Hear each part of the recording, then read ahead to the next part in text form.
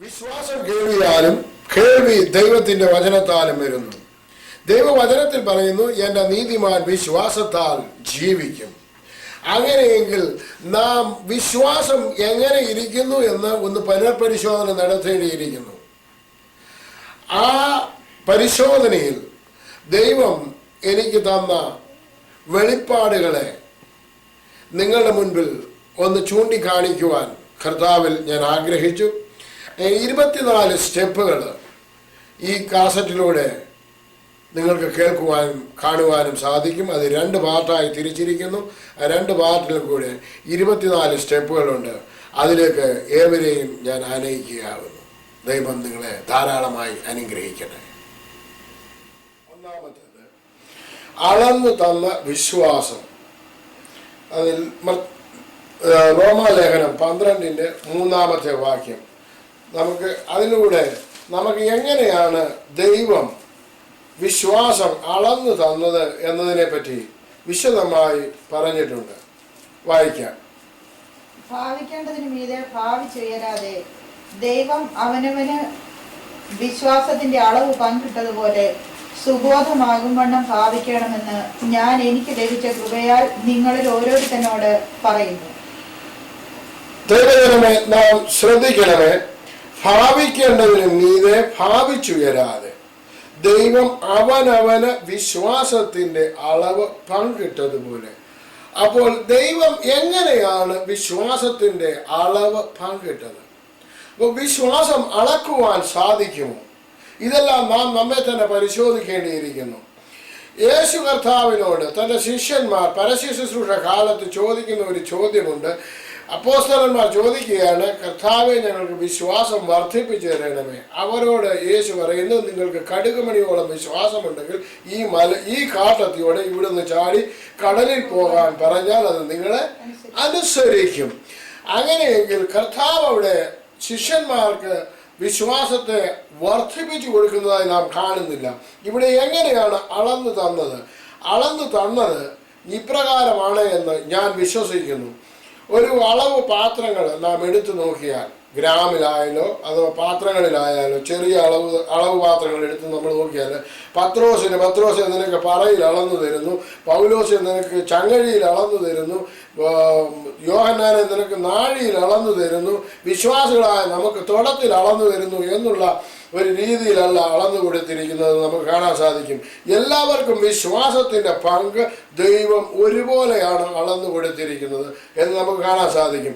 അങ്ങനെയെങ്കിൽ നാം എങ്ങനെ വിശ്വാസത്തിൽ ഉറച്ചു നിൽക്കും? യേശു പറയുകയാണ്, നിങ്ങൾക്ക് കടുകുമണിയോളം വിശ്വാസമുണ്ടെങ്കിൽ ഈ കാട്ടത്തിയോട് ഇവിടെ നിന്ന് കടലിൽ ചാടി പോവുക എന്ന് പറഞ്ഞാൽ നിന്നെ അനുസരിക്കും. അങ്ങനെയെങ്കിൽ നമുക്ക് നമ്മുടെ വിശ്വാസം നാം തന്നെ അളന്നു നോക്കേണ്ടിയിരിക്കുന്നു.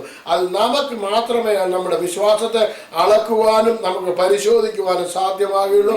വേറൊരാൾക്ക് നമ്മുടെ വിശ്വാസത്തെ യാതൊരു തരത്തിലും അളക്കുവാനോ പരിശോധിക്കുവാനോ സാധ്യമല്ല.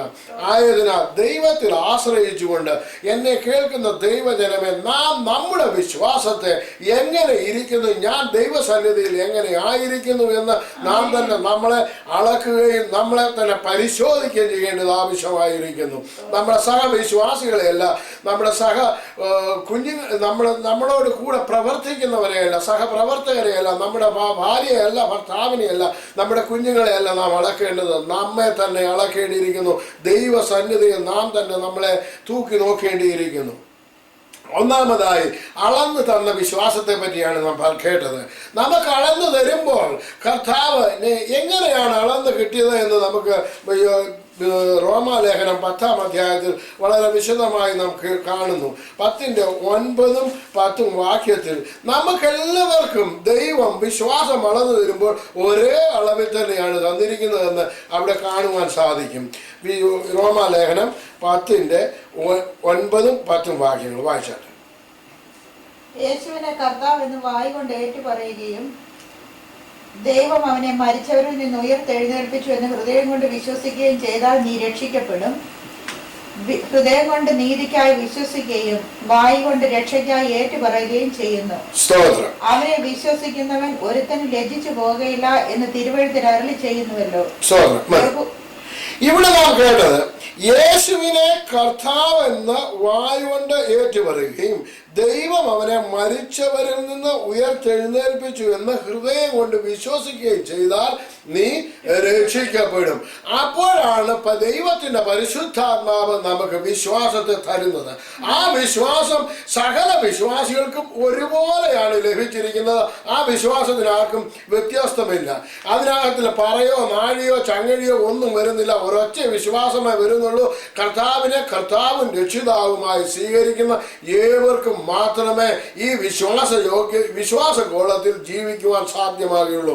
എന്നെ കേൾക്കുന്ന ആരെങ്കിലും, എന്നെ ശ്രമിക്കുന്ന ആരെങ്കിലും ഇന്ന് ഈ സന്ദർഭത്തിൽ ഈ യേശുവിനെ ഇതുവരെയും സ്വീകരിച്ചിട്ടില്ല എങ്കിൽ ഞാൻ നിങ്ങളോട് ആഹ്വാനം ചെയ്യുകയാണ്. യേശുവിനെ ദൈവജനമേ ഇന്ന് യേശുവിനെ കർത്താവെന്ന് കർത്താവെന്ന് വായുകൊണ്ട് ഏറ്റുപറയുകയും ദൈവം അവനെ മരിച്ചവരിൽ നിന്ന് ഉയർത്തെഴുന്നേൽപ്പിച്ചു എന്ന് ഹൃദയം കൊണ്ട് വിശ്വസിക്കുകയും ചെയ്താൽ നീ രക്ഷിക്കപ്പെടും. എന്തിനാണ് ഹൃദയം കൊണ്ട് വിശ്വസിക്കേണ്ടത്? ദൈവത്തെ ഹൃദയം കൊണ്ട് വിശ്വസിച്ചാൽ അത് നിനക്ക് നീതിയായി കണക്കെടുക്കപ്പെടുകയും നീ വായ് കൊണ്ട് ഏറ്റു പറയുമ്പോൾ അത് നിനക്ക് രക്ഷയ്ക്കായി തീരുകയും ചെയ്യുന്നു എന്ന് ദൈവവചനത്തിൽ നാം വായിച്ചു കേട്ടു. അങ്ങനെയെങ്കിൽ ഇന്ന് ഈ സന്ദർഭത്തിൽ എന്നെ കേട്ട ആരെങ്കിലും കർത്താവിനെ ഇതുവരെയും കർത്താവ് രക്ഷിതാവുമായി സ്വീകരിച്ചിട്ടില്ല എങ്കിൽ ഇന്ന് രാത്രിയിൽ ഈ സന്ദർഭത്തിൽ നിങ്ങൾ അവിടെ മുഴങ്കാൽ മടക്കി കർത്താവിൻ്റെ സന്നിധിയിലേക്ക് മുഖമുയർത്തിക്കൊണ്ട് കർത്താവെ ഞാൻ നിന്നെ രക്ഷിതാവും കർത്താവുമായി സ്വീകരിക്കുന്നു, എന്നിൽ നിന്നുള്ള കുറവുകൾ എന്നോട് ക്ഷമിക്കണമേ, കുഞ്ഞാടിൻ്റെ രക്തത്താൽ അഥവാ കർത്താവിൻ്റെ രക്തത്താൽ യേശുവിൻ്റെ രക്തത്താൽ എന്നെ കഴുകി ശുദ്ധീകരിക്കുമാറാകണമേ എന്ന് പ്രാർത്ഥിച്ചാൽ അവൻ നമ്മുടെ പ്രാർത്ഥന കേട്ട് നമ്മെ ശുദ്ധീകരിപ്പാൻ ശക്തിയുള്ളവനാണ്. യോഹന്നാൻ 1:9 വാക്യത്തിൽ ഇങ്ങനെ വായിക്കുന്നു. 1 യോഹന്നാൻ 9 വാക്യത്തിൽ വളരെ വ്യക്തമായി നമ്മളോട് അപ്പോസ്തലൻ എന്താണ് പറയുന്നത്? 1 യോഹന്നാൻ 1:9 വായിച്ചാൽ നമ്മുടെ പാപങ്ങളെ ഏറ്റുപറയുന്നുവെങ്കിൽ അവൻ നമ്മോട് പാപങ്ങളെ ക്ഷമിച്ചു സകല അനീതിയും പോക്കി നമ്മെ ശുദ്ധീകരിപ്പാൻ തക്കവണ്ണം വിശ്വസ്തനും നീതിമാനുമാകുന്നു. സ്തോത്രം. ഇവിടെ നമ്മുടെ പാപങ്ങളെ നാം ഏറ്റു പറയുന്നു എങ്കിൽ, നാം പാപത്തെ അവന്റെ സന്നിധിയിൽ ഏറ്റു പറയുന്നു എങ്കിൽ, നാം മനുഷ്യരുടെ സന്നിധിയിൽ മനുഷ്യരുടെ മുൻപിൽ നമ്മുടെ പാപത്തെ ഏറ്റു പറയുന്നത് കൊണ്ട് ദൈവം നമ്മുടെ പാപത്തെ ക്ഷമിച്ചു തരുന്നില്ല. നമ്മുടെ പാപത്തെ മോചിപ്പാൻ ഒറ്റ വ്യക്തിക്ക് കഴിയുകയുള്ളൂ. അത് കർത്താവായ യേശു ക്രിസ്തുവിനും മാത്രമല്ലാതെ മറ്റാർക്കും നമ്മുടെ പാപങ്ങളെ ഒരിക്കലും കഴുകിക്കളയുവാൻ സാധ്യമല്ല. എന്നെ കേട്ട് ആരെങ്കിലും ഇന്ന് ഈ സന്ദർഭത്തിൽ കർത്താവിൻ്റെ സന്നിധിയിൽ പാപത്തെ ഏറ്റു പറയുന്നു എങ്കിൽ അവൻ നമ്മുടെ സകല പാപങ്ങളും ക്ഷമിച്ച് സകല അനീതിയും പോക്കി നമ്മെ ശുദ്ധീകരിപ്പാൻ തക്കവണ്ണം അവൻ വിശ്വസ്തനും നീതിമാനുമാകുന്നു. അവനാൽ നാം നീതീകരണം പ്രാപിക്കണം. അവനാൽ നാം ശുദ്ധീകരണം പ്രാപിക്കണം. അവനാൽ മാത്രമേ നമുക്ക് ശുദ്ധീകരണമുള്ളൂ. അവൻ്റെ സന്നിധിയിൽ കടന്നു ചെല്ലണമെന്നുണ്ടെങ്കിൽ നാം മരിച്ച് അടക്കപ്പെട്ട് ഈ ദൈവസന്നിധിയിൽ എത്തണമെന്നുണ്ടെങ്കിൽ നിത്യത കഴിക്കണമെന്നുണ്ടെങ്കിൽ അവനെ കർത്താവിൻ രക്ഷിതാവുമായി സ്വീകരിച്ച് അവന്റെ വചനപ്രകാരം ജീവിക്കുന്ന ഏവർക്കുമേ സാധ്യമാകുകയുള്ളൂ എന്ന് ഞാൻ ഇതിൽ കൂടി എങ്ങനെ വിശ്വാസം നമുക്ക് അളന്നെടുക്കുവാൻ സാധിക്കും? അല്പവിശ്വാസം. നമ്മുടെ വിശ്വാസം ഈ അളന്ന് കിട്ടിയപ്പോൾ നമ്മുടെ വിശ്വാസം പിന്നെ നാം എങ്ങനെയാണ് അതിനെ നടത്തിക്കൊണ്ട് പോകുന്നത്? ഞാൻ ഈ വിശ്വാസത്തിൻ്റെ അളവിനെ പറ്റി പഠിച്ചപ്പോൾ അത് 24 അളവ് ഉണ്ട് എന്ന് ഞാൻ പറയുവാനിടയായിരുന്നുവല്ലോ. ഈ 24 അളവിൽ ഓരോന്ന് സ്റ്റെപ്പ് ബൈ സ്റ്റെപ്പായി നാം പഠിക്കുമ്പോൾ നമ്മുടെ അളവിനെ പറ്റി നാം ഒന്ന് മനസ്സിലാക്കേണ്ടിയിരിക്കുന്നു.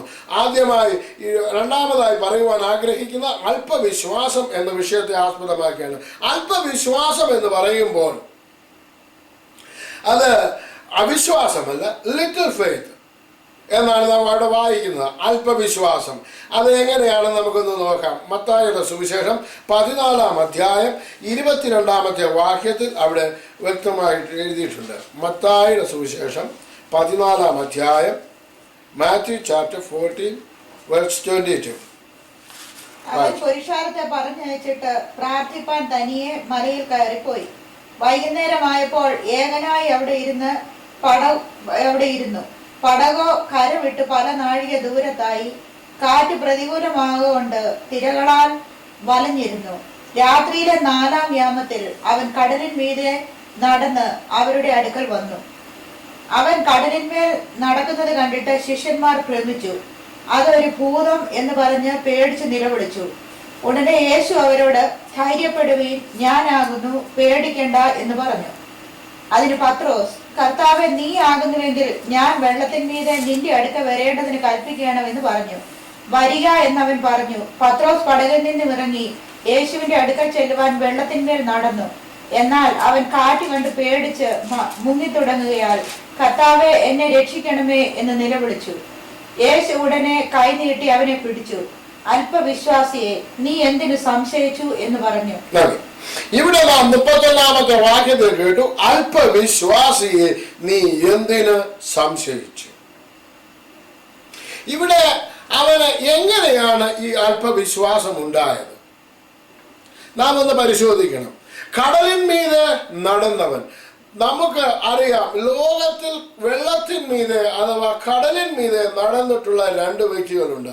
ഒന്ന് കർത്താവായ യേശു ക്രിസ്തുവും അപ്പോസ്തലനായ പത്രോസും.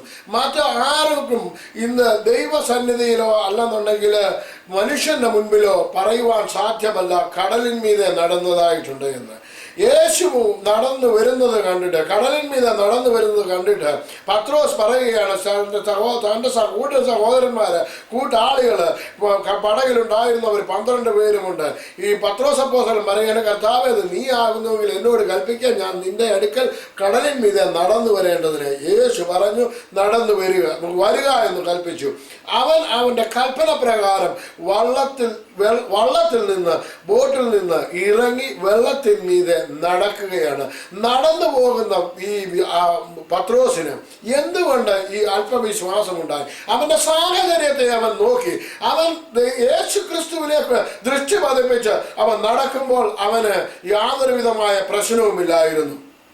അവന്റെ പ്രശ്നം എവിടെയാണ് ഉത്ഭവിച്ചത്? അവന്റെ പ്രശ്നം ഉത്ഭവിക്കുന്നത് അവൻ സാഹചര്യത്തെ ഒന്ന് നോക്കി. അവൻ നോക്കി തിരമാലകൾ ആർത്തു വരുന്നു, കാറ്റ് ആഞ്ഞടിക്കുന്നു. അവൻ ആഴിയെ ഒന്ന് നോക്കി. ഈ ആഴിയെയും കടലിൻ തിരമാലകളെയും നോക്കിയപ്പോൾ അവന്റെ സംശയം വന്നു. ഞാൻ ഇതിനി എന്താണ് എനിക്ക് ഭവിക്കാൻ പോകുന്നത്? ഞാൻ എന്താണ് ഈ കാണിക്കുന്നത്? എനിക്ക് എന്ത് സംഭവിക്കും? അവൻ മുങ്ങിത്തുടങ്ങി. യേശു പറയുകയാണ്, അല്പവിശ്വാസിയെ നീ എന്തിന് സംശയിച്ചു? ഇതാണ് നമ്മുടെ ജീവിതത്തിൽ ഓരോരുത്തർക്കും സംഭവിക്കുന്നത്. നമ്മൾ പല കാര്യങ്ങളിലും നാം ഇറങ്ങിത്തിരിക്കും. നടു റോഡിലാകുമ്പോഴാണ് അറിയുന്നത്, ഞാൻ എങ്ങനെയാണ് ഇവിടെ വന്നു പറ്റിയിരിക്കുന്നത്, എന്താണ് എനിക്ക് സംഭവിച്ചിരിക്കുന്നത്. ദൈവത്തിന്റെ മുഖത്തേക്ക് നോക്കിയില്ലേ ഞാൻ ഇറങ്ങിയത്. ഇപ്പോൾ ഞാൻ നടുക്കടലിലായിരിക്കും. നടുക്കടലിലായിരിക്കുന്നുവെങ്കിൽ സഹോദരി ഭ്രമിച്ചു നോക്കണ്ട. നിന്റെ രക്ഷകൻ നിന്നോട് കൂടെയുണ്ട്. അവൻ ചോദിക്കുകയാണ്, അല്പവിശ്വാസിയെ നീ എന്തിന് സംശയിച്ചു? നീ അല്പവിശ്വാസം കൊണ്ട് ജീവിക്കുവാൻ സാധ്യമല്ല. അവനിൽ മാത്രമേ, വിശ്വാസത്തിന്റെ നായകനും പൂർത്തി വരുത്തുന്നവരുമായ ക്രിസ്തുവിലേക്ക് മാത്രം നീ നോക്കിയാൽ നിന്റെ ലക്ഷ്യസ്ഥാനത്തേക്ക് എത്തുവാൻ നിനക്ക് സാധിക്കും എന്ന് നാം ഇവിടെ കാണുന്നു. അങ്ങനെയെങ്കിൽ നമ്മുടെ വിശ്വാസം എങ്ങനെ ഇരിക്കുന്നു? ഇന്ന് എൻ്റെ വിശ്വാസം എങ്ങനെ ഇരിക്കുന്നു? അല്പവിശ്വാസം മാത്രമാണോ, അതോ പൂർണ്ണ വിശ്വാസമുണ്ടോ? അതോ ദൈവസന്നിധിയിൽ കർത്താവിന്റെ സന്നിധിയോട് അടുത്ത് ചെല്ലുവാൻ തക്കവണ്ണം ഈ തിരമാലകളും കോളുകളും കണ്ടിട്ട് ഞാൻ മുങ്ങിപ്പോകുമോ എന്ന് ഒരിക്കലും സംശയിക്കരുത്. നാം വിശ്വാസത്തിന് വലിയ വിശ്വാസം എന്ന വിഷയമാണ്. വലിയ വിശ്വാസം എന്ന് പറയുമ്പോൾ ഒരു മല പോലെയുള്ള വിശ്വാസമെന്നോ ഇങ്ങനെയൊന്നുമല്ല അതിനെ ചിത്രീകരിച്ചിരിക്കുന്നത്. നമുക്ക് ഒരു വിശ്വാസം ഉണ്ടായിരിക്കണം, അത് വലുതായിരിക്കണം. മുമ്പേ കണ്ടു, പത്രോസിന് അല്പവിശ്വാസം മൂലം പത്രോസ് മുങ്ങിത്തുടങ്ങി. നാം മുങ്ങിത്തുടങ്ങുന്നവരുടെ കൂട്ടത്തിലല്ല, വലിയ വിശ്വാസമുള്ളവരുടെ കൂട്ടത്തിലായി തീരുവാൻ ശ്രമിക്കണം. വലിയ വിശ്വാസത്തിലേക്ക് നാം വരുമ്പോൾ ആരെക്കുറിച്ചാണ് യേശു കർത്താവ് പറയുന്നത്? ഈ വലിയ വിശ്വാസം, ഇത്ര വലിയ വിശ്വാസം ഇസ്രായേലിൽ കൂടി ഞാൻ കണ്ടിട്ടില്ല എന്ന് യേശു കർത്താവ് പറയുന്നു. മത്തായിയുടെ സുവിശേഷം 8:5 മുതൽ 10 വരെയുള്ള വാക്യത്തിൽ നാം വലിയ വിശ്വാസത്തെ പറ്റി വായിക്കുന്നു. മത്തായിയുടെ സുവിശേഷം 8-ാം അധ്യായം 5 മുതൽ. അവൻ കഫർന്നഹൂമിൽ എത്തിയപ്പോൾ ഒരു ശതാധിപൻ വന്ന് അവനോട്, കർത്താവേ, എന്റെ ബാല്യക്കാരൻ പക്ഷവാതം പിടിച്ച് കഠിനമായി വേദനപ്പെട്ട് വീട്ടിൽ കിടക്കുന്നു എന്ന് അപേക്ഷിച്ചു പറഞ്ഞു. അവൻ അവനോട്, ഞാൻ വന്ന് അവനെ സൗഖ്യമാക്കും എന്ന് പറഞ്ഞു. അതിന് ശതാധിപൻ, കർത്താവേ, നീ എന്റെ പുരയ്ക്കകത്ത് വരുവാൻ ഞാൻ യോഗ്യനല്ല. ഒരു വാക്കു മാത്രം കൽപ്പിച്ചാൽ എന്റെ ബാല്യക്കാരന്റെ സൗഖ്യം വരും. ഞാനും അധികാരത്തിന് കീഴിലുള്ള മനുഷ്യനാകുന്നു. എന്റെ കീഴിൽ പടയാളികളുണ്ട്. ഞാൻ ഒരുവനോട് പോക എന്ന് പറഞ്ഞാൽ പോകുന്നു, വേറൊരുത്തനോട് വരിക എന്ന് പറഞ്ഞാൽ വരുന്നു. എന്റെ ദാസനോട് ഇത് ചെയ്യുക എന്ന് പറഞ്ഞാൽ അവൻ ചെയ്യുന്നു എന്നുത്തരം പറഞ്ഞു. ഇത് കേട്ടിട്ട് യേശു അതിശയിച്ചു പിൻചെല്ലുന്നവരോട് പറഞ്ഞത്, ഇസ്രായേലിൽ കൂടെ ഇത്ര വലിയ വിശ്വാസം കണ്ടിട്ടില്ല എന്ന് ഞാൻ സത്യമായിട്ട് നിങ്ങളോട് പറയുന്നു. ഇവിടെ നാം വായിച്ച് കേട്ട വേദഭാഗത്ത് നാം ശ്രദ്ധിച്ചു നോക്കിയാൽ ഇവൻ ഒരു ദൈവ പൈതലല്ലായിരുന്നുവെന്നും ഒരു അന്യജാതിക്കാരനായിരുന്നുവെന്നും റോമ പൗരനായിരുന്നുവെന്നും ഒരു ഇസ്രായേലിനല്ലായിരുന്നുവെന്നും നമുക്ക് കാണാൻ സാധിക്കും. ഈ ശതാധിപൻ വന്നിട്ട് യേശുവിന്റെ കാൽക്കൽ വീണിട്ട് തനിക്ക് വേണ്ടിയല്ല യേശുവിൻ്റെ അടുക്ക പ്രാർത്ഥിക്കുന്നത്, തൻ്റെ ബാല്യക്കാരന് സൗഖ്യത്തിന് വേണ്ടിയാണ്. അവൻ പറയുകയാണ്, എൻ്റെ ബാല്യക്കാരൻ സുഖമില്ലാതെ എൻ്റെ ഭവനത്തിലായിരിക്കുന്നു, നീ സൗഖ്യമാക്കണം. അങ്ങനെയെങ്കിൽ യേശു പറയുകയാണ്, ഞാൻ വന്ന് സൗഖ്യമാക്കും. അവൻ പറയുകയാണ്, ഈ കർത്താവേ, നീ എൻ്റെ പുരയ്ക്കകത്ത് വരുവാൻ ഞാൻ യോഗ്യനല്ല. നീ ഒരു വാക്ക്, അവൻ എന്തുകൊണ്ട് യോഗ്യനല്ല എന്ന് പറയുന്നു? ഞാൻ ഒരു ഇസ്രായേലിനല്ല, നീ ഒരു യഹൂദനാണ്. യഹൂദന്മാർക്ക് കടന്നു വരുവാൻ എൻ്റെ ഭവനത്തിൽ സാധ്യമല്ല. അങ്ങനെ ഇരിക്കെ നീ ഒരു വാക്ക് മാത്രം കൽപ്പിച്ചാൽ മതി. കാരണം എന്താണ്? എനിക്കറിയാം അധികാരത്തെ പറ്റി. ഈ അധികാരം എനിക്കുമുണ്ട്. ഒരു അധികാരം എനിക്കുണ്ട്, ഈ ലോകത്തിലുള്ള ഒരു അധികാരം. ഞാനൊരു ശതാധിപനാണ്. ഞാനൊരു മനുഷ്യനോട് അല്ലെന്നുണ്ടെങ്കിൽ എൻ്റെ ബാല്യക്കാരനോട് പോകുക എന്ന് പറഞ്ഞാൽ അവൻ പോകുന്നു, ഒരുത്തനോട് വരിക എന്ന് പറഞ്ഞാൽ അവൻ വരുന്നു, ഒരുത്തനോട് ഇത് ചെയ്യുക എന്ന് പറഞ്ഞാൽ അവൻ ചെയ്യുന്നു. എൻ്റെ വാക്കുകൾക്ക് ശക്തിയുണ്ട്, എൻ്റെ വാക്കുകൾക്ക് അധികാരമുണ്ട്. ഞാൻ പറഞ്ഞാൽ അത് അങ്ങനെ തന്നെ സംഭവിക്കുന്നു എന്ന് ഞാൻ അറിയുന്നു.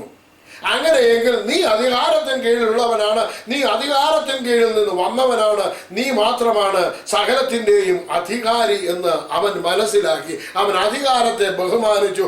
അതുകൊണ്ടാണ് യേശു പറയുന്നത്, ഇസ്രായേലിൽ കൂടി ഇത്ര വലിയ വിശ്വാസം ഞാൻ കണ്ടിട്ടില്ല. നമ്മുടെ വിശ്വാസം എങ്ങനെയാണ്? ഈ അധികാരത്തെ മാനിക്കുന്നവനാണോ? നാം ദൈവത്തിന്റെ അധികാരത്തെ നാം മാനിക്കുന്നുണ്ടോ? എങ്കിൽ അവന്റെ വചനത്തിൽ നമുക്ക് വിശ്വസിക്കാൻ സാധിക്കും. നാം അവന്റെ വചനത്തിൽ വിശ്വസിച്ചുകൊണ്ട് അവന്റെ അധികാരത്തെ മാനിച്ചുകൊണ്ട്, കർത്താവേ, നീ ഒരു വാക്ക് കൽപ്പിച്ചാൽ എൻ്റെ കുഞ്ഞിന് ഇന്ന് സൗഖ്യം വരും. ഇന്ന് എൻ്റെ കുഞ്ഞിന് അല്ലെന്നുണ്ടെങ്കിൽ എൻ്റെ ഭർത്താവിന്, എൻ്റെ ഭാര്യയ്ക്ക്, എൻ്റെ മാതാവിന്, എൻ്റെ പിതാവിന്, എനിക്കുള്ളവർക്ക്, ഞാൻ ഈ അനുഭവിച്ചു കൊണ്ടിരിക്കുന്ന ഈ സാഹചര്യത്തിൽ നിന്ന് എനിക്കൊരു വിടുതൽ ആവശ്യമാണ്. അതിന് നീ ഒരു വാക്ക് മാത്രം കൽപ്പിച്ചാൽ ഇന്ന് അത് സംഭവിക്കുമെന്നുള്ള ഒരു വിശ്വാസം വേണം. അതാണ് വലിയ വിശ്വാസം. ആ വലിയ വിശ്വാസം ഇന്ന് എനിക്കും എന്നെ കേൾക്കുന്ന ദൈവജനമേ നമുക്കുമുണ്ടെങ്കിൽ അത് ദൈവത്തിന് പ്രവർത്തിക്കുവാൻ സമയമാണ്. മത്തായിയുടെ സുവിശേഷം 15-ാം അധ്യായം 28-ാമത്തെ വാക്യത്തിൽ വേറൊരു വ്യക്തിയെ കൂടെ കാണുന്നു. ഒരു കനാന്യ സ്ത്രീ യേശുവിന്റെ പിന്നാലെ നടന്നുകൊണ്ട് വരുന്നു. യേശുവിന്റെ പിന്നാലെ നടന്നുകൊണ്ട് വരുന്ന ആ സ്ത്രീയെ കണ്ടിട്ട് 21 മുതലുള്ള വാക്യത്തിൽ അത് പ്രത്യേകം എഴുതിയിട്ടുണ്ട്. അത് ഒന്ന് വായിച്ചാട്ടെ. 21 മുതൽ. യേശു അവിടെ വിട്ട് സോർ, സീദോൻ എന്ന പ്രദേശങ്ങളിലേക്ക് വാങ്ങിപ്പോയി. ആ ദേശത്തു നിന്ന് ഒരു കനാന്യ സ്ത്രീ വന്ന് അവനോട്, കർത്താവേ, ദാവീദ് പുത്ര, എന്നോട് കരുണ തോന്നണമേ, എന്റെ മകൾക്ക് ഭൂതോപദ്രവം കഠിനമായിരിക്കുന്നു എന്ന് നിലവിളിച്ചു പറഞ്ഞു. അവൻ അവളോട് ഒരു വാക്കും ഉത്തരം പറഞ്ഞില്ല. അവന്റെ ശിഷ്യന്മാർ അടുക്ക വന്ന്, അവൾ നമ്മുടെ പിന്നാലെ നിലവിളിച്ചുകൊണ്ട് വരുന്നു, അവളെ പറഞ്ഞയക്കണമേ എന്ന് അവനോട് അപേക്ഷിച്ചു. അതിന് അവൻ, ഇസ്രായേൽ ഗ്രഹത്തിലെ കാണാതെ പോയ ആടുകളുടെ അടുക്കലേക്കല്ലാതെ എന്നെ അയച്ചിട്ടില്ല എന്നുത്തരം പറഞ്ഞു. എന്നാൽ അവൾ വന്ന്, കർത്താവെ, എന്നെ സഹായിക്കണമേ എന്ന് പറഞ്ഞ് അവനെ നമസ്കരിച്ചു. അവനോ, മക്കളുടെ അപ്പം എടുത്ത് നായ്ക്കുട്ടികൾക്ക് ഇട്ടുകൊടുക്കുന്നത് നന്നല്ല എന്നുത്തരം പറഞ്ഞു. അതിന് അവൾ, അതേ കർത്താവെ, നായ്ക്കുട്ടികളും ഉടയവരുടെ മേശയിൽ നിന്ന് വീഴുന്ന നുറുക്കുകൾ തിന്നുന്നുണ്ടല്ലോ എന്ന് പറഞ്ഞു. യേശു അവളോട്, സ്ത്രീയെ, നിന്റെ വിശ്വാസം വലിയത്, നിന്റെ ഇഷ്ടം പോലെ നിനക്ക് ഭവിക്കട്ടെ എന്ന് ഉത്തരം പറഞ്ഞു. ആ നാഴിക മുതൽ അവളുടെ മകൾക്ക് സൗഖ്യം വന്നു. നാം ഇവിടെ കേട്ട വേദഭാഗത്ത് നാം ഒന്ന് ചിന്തിച്ചു നോക്കാം, ഞാൻ എങ്ങനെയായിരിക്കുന്നു. ഈ കനാന്യ സ്ത്രീയെ ഒരു യഹൂദ മത അനുസാരിയല്ല, ഒരു ഇസ്രായേലി സ്ത്രീയല്ല. അവൾ യേശുവിന്റെ പിന്നാലെ കരഞ്ഞുകൊണ്ട് നടക്കുന്നു. ശിഷ്യന്മാർ യേശുവിനോട് പറയുകയാണ്, അവളെ പറഞ്ഞയക്കണമേ. യേശു ഒരു വാക്കും അവളോട് സംസാരിച്ചില്ല. എന്നാൽ അവൻ പറയുകയാണ്, ഞാൻ വന്നത് എന്തിനാണ്? ഇസ്രായേൽ ഗ്രഹത്തിലെ കാണാതെ പോയ ആടുകളുടെ അടുക്കലേക്കല്ലാതെ എന്നെ അയച്ചിട്ടില്ല എന്ന് ഉത്തരം പറഞ്ഞു. ഞാൻ ഇതുപോലെ അറിഞ്ഞുകൊണ്ട് വരുന്നവരുടെ പിന്നാലെ പോകുവാനല്ല വന്നത്, എനിക്ക് കുറച്ച് ആടുകളുണ്ട്, ആ ആടുകളെ മേയ്ക്കുവാനാണ് ഞാൻ വന്നത് എന്ന് യേശു പറയുകയാണ്. അപ്പോൾ അവൾ എന്താണ് ചെയ്തത്? അവനെ വന്ന് നമസ്കരിച്ചു എന്ന് പറഞ്ഞാൽ അവനെ വന്ന് അവൾ ആരാധിച്ചു. ഇന്ന് യേശുവിന്റെ അടുക്കൽ വന്ന് ആരാധിക്കുന്നവരെ അവൻ വെറുതെ വിട്ടയക്കുന്ന ദൈവമല്ല. എന്നെ കേൾക്കുന്ന ദൈവജനമേ, ഇന്ന് നീ ദൈവത്തെ ആരാധിക്കുവാൻ, യേശുവിനെ ആരാധിക്കുവാൻ ഇന്ന് മുൻകൈ എടുത്ത് അവന്റെ സന്നിധിയിൽ കടന്നു വന്ന് അവനെ ആരാധിച്ചാൽ, അവനെ നമസ്കരിച്ചാൽ അവൻ നിന്നെ കൈവിടുകയില്ല, അവൻ നിന്നെ വെറുതെ വിട്ടയക്കുകയുമില്ല. അവൻ പറയുകയാണ്, അതിന്റെ താഴെ 26-ാമത്തെ വാക്യത്തില്, മക്കളുടെ അപ്പം എടുത്ത് നായ്ക്കുട്ടികൾക്ക് ഇട്ടുകൊടുക്കുന്നത് നന്നല്ല എന്നുത്തരം പറഞ്ഞു. അതിനാവൾ, അതേ കർത്താവെ, നായ്ക്കുട്ടികളും ഉടയവരുടെ മേശയിൽ നിന്ന് വീഴുന്ന നുറുക്കുകൾ തിന്നുന്നുണ്ടല്ലോ എന്ന് പറഞ്ഞു. അവൾ പറയുകയാണ്, എനിക്കൊരു വലിയ അപ്പകഷ്ണമൊന്നും എനിക്ക് വേണ്ട യജമാനെ, എനിക്ക് നിന്റെ മക്കൾ കഷിച്ചതിന് ശേഷം അവരുടെ വായിൽ നിന്നോ അവരുടെ കയ്യിൽ നിന്നോ വീഴുന്ന അപ്പ നുറുക്കുകൾ എന്ന് പറഞ്ഞാൽ അവൻ നിന്റെ വായിൽ നിന്ന് വരുന്ന ഒരു വാക്ക് മതി എന്റെ പൈതല് സൗഖ്യമാകുവാൻ. അവളുടെ വിശ്വാസം അത്ര വലിയതായിരുന്നു. യേശു അവളെ നോക്കിയിട്ട് പറയുകയാണ്, എന്താണ് അവളോട് പറയുന്നത്? സ്ത്രീയെ, നിന്റെ വിശ്വാസം വലിയത്. ഇന്ന് എന്നെ കേൾക്കുന്ന ദൈവജനമേ, നിന്റെയും വിശ്വാസം എങ്ങനെ ഇരിക്കുന്നു? ഇത്ര വലിയ വിശ്വാസത്തിലേക്ക് കടന്നു വന്നിട്ടുണ്ടോ? നാം നമ്മെ പരിശോധിക്കേണ്ടിയിരിക്കുന്നു. പറയുകയാണ്, സ്ത്രീയെ, നിന്റെ വിശ്വാസം വലുത്, നിന്റെ ഇഷ്ടം പോലെ നിനക്ക് ഭവിക്കട്ടെ. അവിടെ എന്റെ ഇഷ്ടം പോലെയല്ല, യേശുവിന്റെ ഇഷ്ടം പോലെയല്ല, അവളുടെ ഇഷ്ടം പോലെ. അപ്പൊ എന്നെ കേൾക്കുന്ന നിന്റെയും ഇഷ്ടം പോലെ തരുവാൻ അവൻ സന്നദ്ധനാണ്. നമ്മുടെ വിശ്വാസം വലുതായിരിക്കുന്നു എങ്കിൽ എന്റെ വിശ്വാസം എങ്ങനെ ഇളക്കുവാൻ സാധിക്കും? Praise the Lord. എന്റെ വിശ്വാസം എനിക്ക് എങ്ങനെ ഇളക്കുവാൻ സാധിക്കും? എന്റെ ഇഷ്ടം പോലെ തരുന്നവനായ യേശുവിന്റെ മുൻപാകെ മുട്ടുകുത്തുവാൻ നമുക്ക് മനസ്സുണ്ടോ? അവൻ എന്റെ ഇഷ്ടം പോലെ നിന്റെ ഇഷ്ടം പോലെ തരുവാൻ സന്നദ്ധനായി ഇന്ന് നമ്മുടെ മുൻപിൽ ആയിരിക്കുകയാണ്. Praise the Lord. സ്തോത്രം. ഇത് വായിച്ചു കേൾക്കുമ്പോൾ നാം തന്നെ നമ്മളെ ഒന്ന് പരിശോധിക്കണം. എന്റെ വിശ്വാസം എത്ര വലിയതാണ്? ഞാൻ മറ്റുള്ളവരെ നോക്കിയാണോ എന്റെ വിശ്വാസത്തിൽ ജീവിക്കുന്നത്? എന്റെ കൂട്ടു സഹോദരങ്ങളെ നോക്കിയാണോ ഞാൻ വിശ്വാസത്തിൽ ജീവിക്കുന്നത്? അതോ കർത്താവിനെ നോക്കിയാണോ, യേശുവിലേക്ക് മാത്രം ലക്ഷ്യമാക്കിയാണോ നമ്മുടെ യാത്രയായിരിക്കുന്നത്? യേശുവിനെ മാത്രം നോക്കിയാണ് നമ്മൾ യാത്ര ചെയ്യുന്നുവെങ്കിൽ, സ്ത്രീയെ, സഹോദര, സഹോദരി, നിന്റെ വിശ്വാസം വലിയത്, നിന്റെ ഇഷ്ടം പോലെ ഇന്ന് ഭവിക്കട്ടെ എന്ന് അവൻ പറയും. അവൻ അതിന് സന്നദ്ധനാണ്, സന്മനസ്സുള്ള. അടുത്തതിലേക്ക് വരാം. മൂന്നാമത്തേത്, ക്ഷീണിച്ചു പോകുന്ന വിശ്വാസം. ക്ഷീണിച്ച് പോകുന്ന വിശ്വാസം ഇതെല്ലാവർക്കും സംഭവിക്കാവുന്നതാണ്. മറ്റുള്ളവരെ കണ്ടിട്ട് ക്ഷീണിച്ചാൽ പോകും, വിശ്വാസത്തില് ക്ഷീണിച്ചു പോവുക. അത് റോമാലേഖനം 4:19 വാക്യത്തിലുണ്ട്. ക്ഷീണിച്ചു പോകുന്ന വിശ്വാസം. നമ്മുടെ സാഹചര്യങ്ങളെ നോക്കി നാം ക്ഷീണിച്ചു പോകുന്നവരാണ്. സന്ദർഭങ്ങളെ നോക്കി ക്ഷീണിച്ചു പോകും.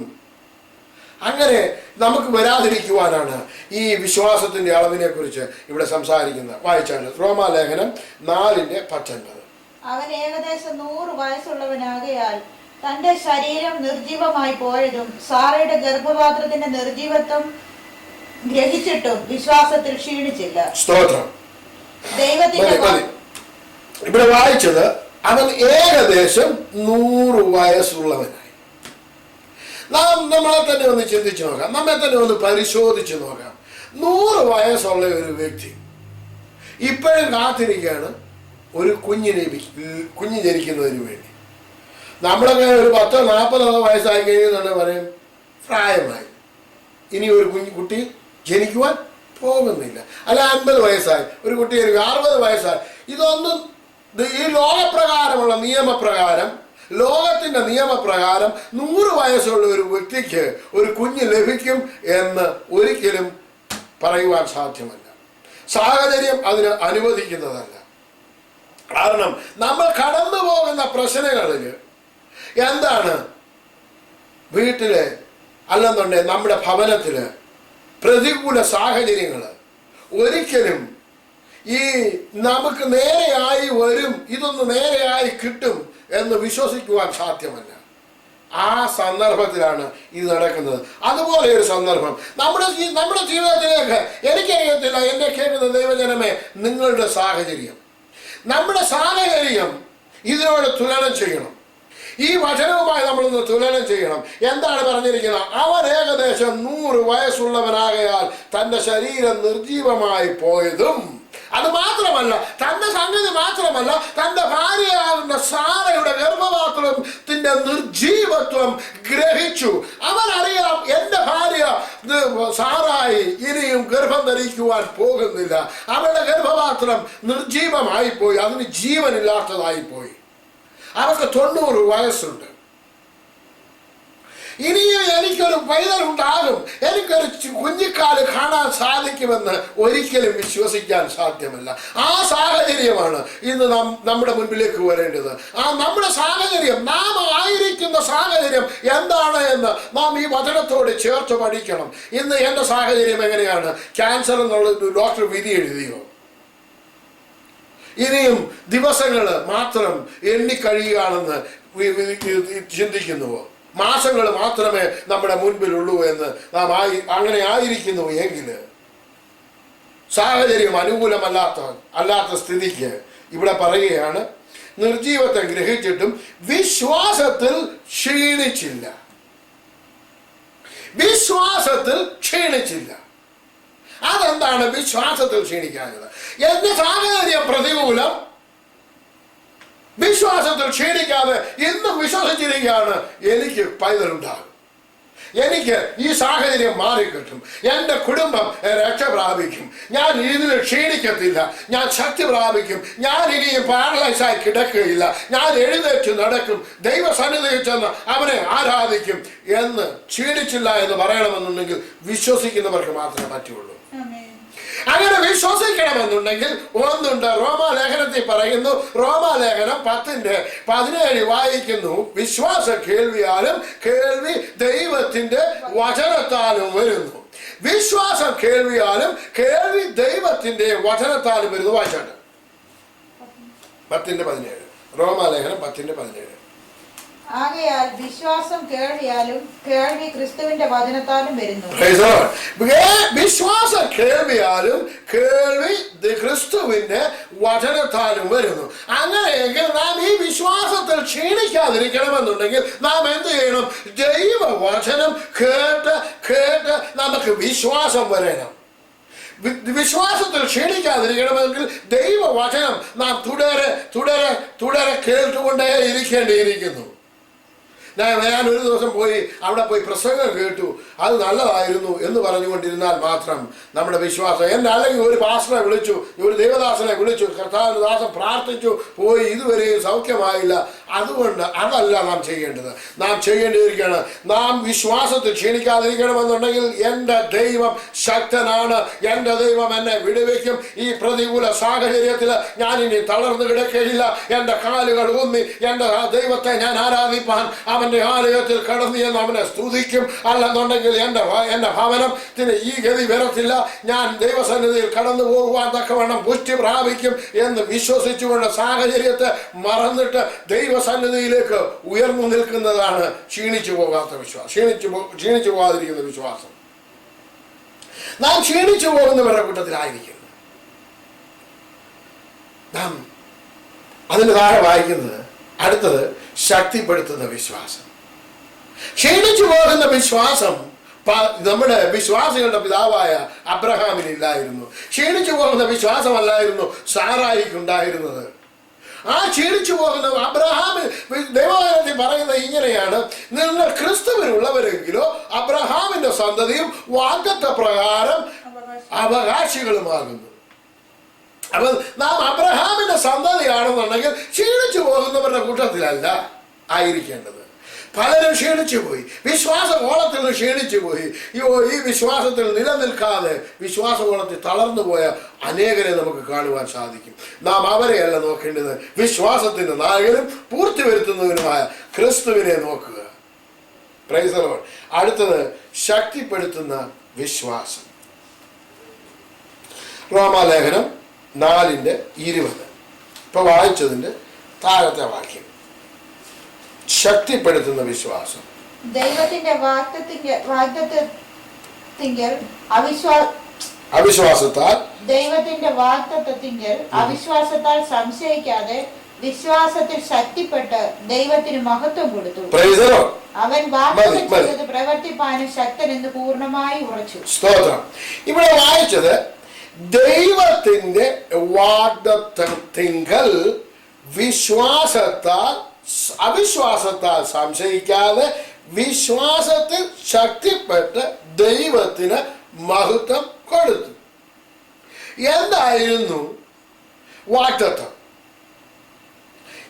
നമുക്കറിയാം, നമ്മുടെ കാലത്താണ് ഇത്രയൊരു വലിയ ബൈബിള് നമ്മുടെ കൈ കിട്ടിയിരിക്കുന്നത്.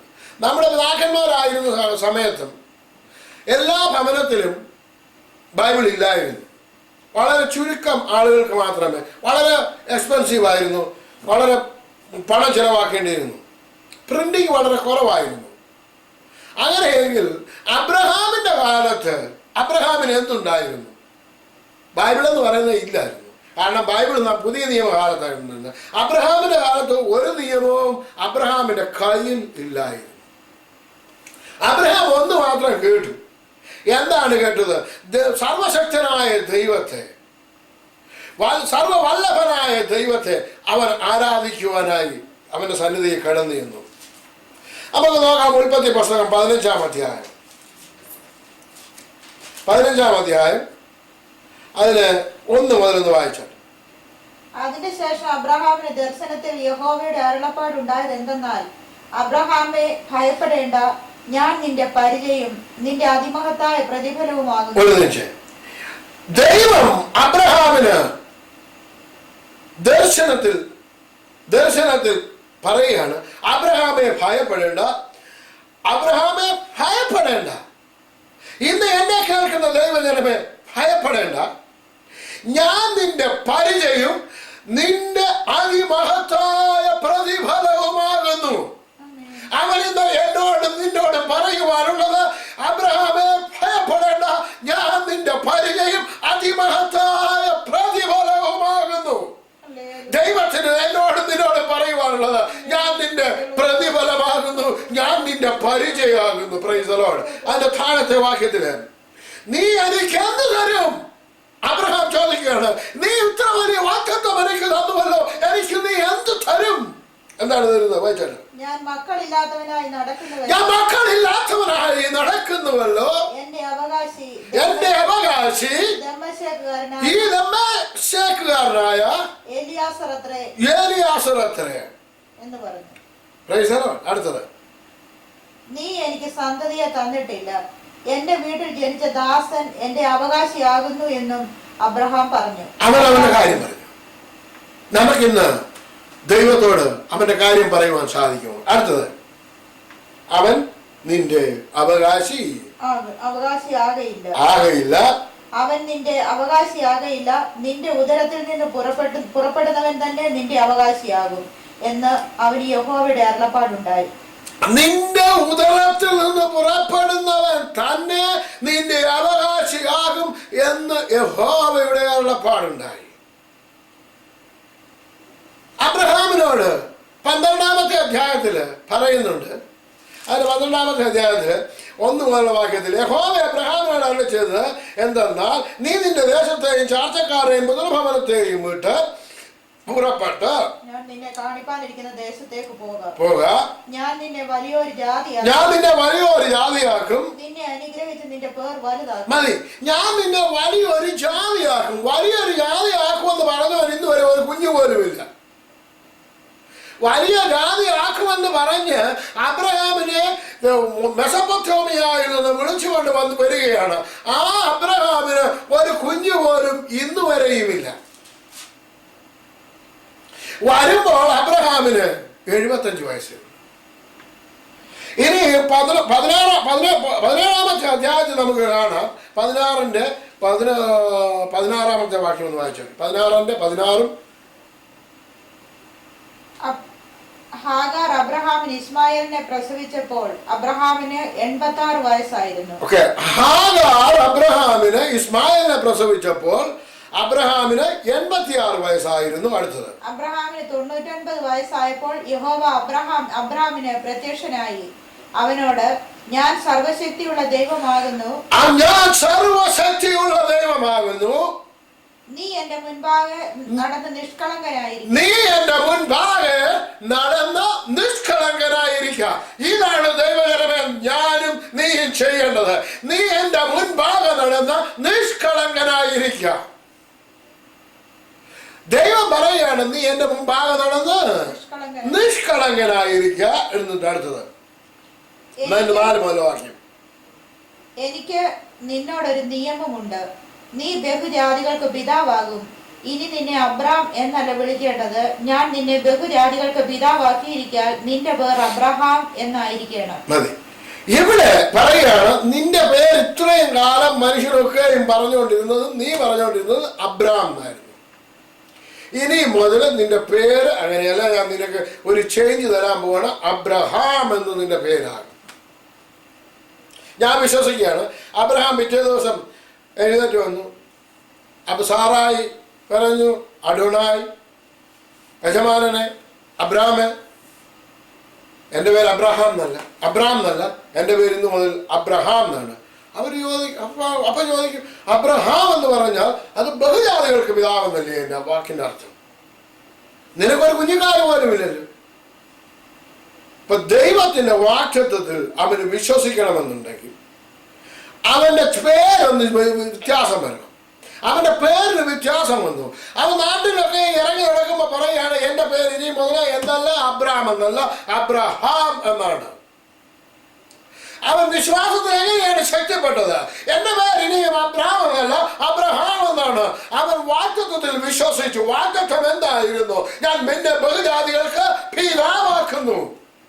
ഞാൻ ബഹുജാതികൾക്ക് പിതാവാണ്. ഞാൻ ബഹുജാതികൾക്ക് പിതാവായിരിക്കുമ്പോൾ എന്റെ പേര് ഇനിയും തൊട്ട് അബ്രഹാം എന്നല്ല, പിതാവെന്നല്ല, ബഹുജാതികൾക്ക് പിതാവായിരിക്കുന്ന അബ്രഹാം എന്നായിരിക്കുന്നു. അതാണ് വാക്തത്വത്തിൽ അവൻ വിശ്വസിച്ചത്. അവൻ ഈ ബുക്ക് എൻ്റെ അവന്റെ കയ്യിലില്ലായിരുന്നു. അവനൊന്ന് വിശ്വസിക്കുവാനുണ്ട്. ഞാൻ വിശ്വസിക്കുകയാണ്. അബ്രഹാം ഇങ്ങനെ 15-ാമത്തെ അധ്യായത്തിൽ കാണുന്നത് പോലെ കൂടാരത്തിന് വെളിയിൽ വരുവാൻ പറഞ്ഞു. അതൊന്ന് വായിച്ചു. കൂടാരത്തിന് വെളിയിൽ വരുവാൻ പറഞ്ഞു. ഭാഗം വായിച്ചു. നീ ആകാശത്തിന്റെ 5 മുതലുള്ള വാക്യം. പിന്നെ അവനെ പുറത്തു കൊണ്ടുവന്ന്, നീ ആകാശത്തേക്ക് നോക്കുക, നക്ഷത്രങ്ങളെ എണ്ണുവാൻ കഴിയുമെങ്കിൽ എണ്ണുക എന്ന് കൽപ്പിച്ചു. നിന്റെ സന്തതി ഇങ്ങനെയാകും എന്ന് അവനോട് കൽപ്പിച്ചു. വേറൊരു ഭാഗത്ത് പറയുന്നു, നിന്റെ സന്തതി കടൽക്കരയിലെ മണൽ പോലെയാണ്. ഞാൻ വിശ്വസിക്കുകയാണ്, അബ്രഹാം രാവിലെ ഇങ്ങനെ ജോലി ചെയ്യാനായിട്ട് പറമ്പിലേക്ക് പോകുന്നുണ്ട്, മണലിലോട്ട് ചവിട്ടി പോകുന്നുണ്ട്. ഓ, എന്റെ സന്തതികൾ ഇങ്ങനെ മണൽത്തരി പോലെ ആകുകയാണ്. അവൻ ദൈവത്തിന് മഹത്വം കൊടുത്തുകൊണ്ടിരിക്കുകയാണ്. ഇങ്ങനെ സന്തതികളെ മണൽത്തരിയിൽ കൂടെ കണ്ട് അവൻ ദൈവത്തിന് മഹത്വം കൊടുക്കുകയാണ്. രാത്രിയിൽ കൂടാരത്തിലാണ്. നമ്മളെ പോലെ ബംഗ്ലാവിനകത്ത് കിടന്നിട്ട് സീലിംഗിനകത്തല്ല കിടക്കുന്നത്. അവൻ വെളിയിൽ കൂടാരത്തിലാണ് കിടക്കുന്നത്. അപ്പോൾ ആകാശത്തിലെ നക്ഷത്രങ്ങളെ നോക്കി അത് മിന്നുന്നത് കണ്ടിട്ട് അവൻ പറയുകയാണ്, സാറായിയെ നീ ഒന്ന് മേളിലോട്ട് നോക്കിക്കേ, നമ്മുടെ സന്തതികൾ കണ്ടില്ലേ ആകാശത്തിലെ നക്ഷത്രങ്ങളെ പോലെ ശോഭിക്കാൻ പോകുകയാണ്. ഹല്ലേലൂയ. അവനാണ് ദൈവത്തിന് മഹത്വം കൊടുക്കുകയാണ്. രാവിലെയും വൈകിട്ടും അവൻ രാത്രിയിലും ദൈവത്തിന് മഹത്വം കൊടുക്കുകയാണ്. അവൻ രാവിലെ മഹത്വം കൊടുക്കുന്നു, പകൽ മുഴുവനും അവൻ ദൈവത്തിന് മഹത്വം കൊടുക്കുകയാണ്. അവൻ നടക്കുമ്പോഴൊക്കെ ദൈവത്തിന് മഹത്വം കൊടുക്കുകയാണ്. എന്റെ സന്തതി കടൽക്കരയിലെ മണൽ പോലെയാകുകയാണ്. രാത്രിയിൽ അവൻ മഹത്വം കൊടുക്കുകയാണ്. എന്റെ സന്തതി ആകാശത്തിലെ നക്ഷത്രങ്ങളെ പോലെയാകുകയാണ്.